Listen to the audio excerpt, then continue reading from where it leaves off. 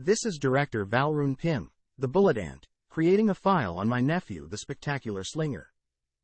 This file is to be only accessible to my most trusted in the spear and sword programs. If you are caught listening to this file and are not of at least level 12 access, you can be subject to execution. This file is in case of a situation regarding the Slinger. Not to kill him, I'm not Batman, but with editing it can brief agents on what to expect regarding the superhero. With that out of the way, let me tell you about my nephew. Pete Piers Parker was raised by his Aunt May and Uncle Ben when his parents were killed in action in service to S.H.I.E.L.D. when he was only 6 years old. I want it put on record that the former director personally delivered the news to the family. Too many people got demonized since the Civil War.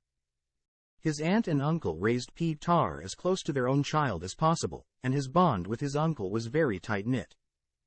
The two were basically inseparable at home, and had dozens of different activities together. Pete came into contact with a radioactive spider during a field trip to the Stark Exposition of purchased Oscorp products when he was 16. This contact resulted in him becoming Spider-Man due to the spider's venom entering his bloodstream.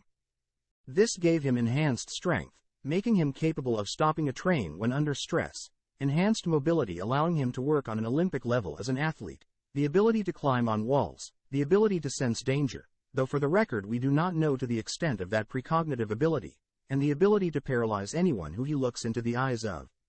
He proceeded to abuse his powers and work in an illegal underground shoot wrestling promotion owned by Wilson Fisk. Refusing to take a pin resulted in a car bombing attack on the Parker family that resulted in the death of Uncle Ben, leading Pete to embark on a crusade on crime looking for his uncle's killers. While it may be hard to believe, he invented all his gadgets and created his suit at just the age of 16. My wife and his biological aunt the Wasp can attest to his skills as a tailor. His web fluid, by the way, is the second best adhesive I've ever seen as Scientist Supreme. After defeating Wilson Fisk and sending him to prison, he proceeded to assist the other founding Avengers with the Chidori invasion, resulting in him being a founding member. I will politely skip over the No Way Home and Infinity War sagas and Slinger's involvement in both events due to the convoluted nature of both. However, coming out of those events, Slinger's opinion of himself is very low, and this seems to be why he was not a major participant of the Civil War. Notably, his cloned doppelganger, codenamed Superior Spider-Man, did participate instead. Updates will arise as needed. Director Pim signing off.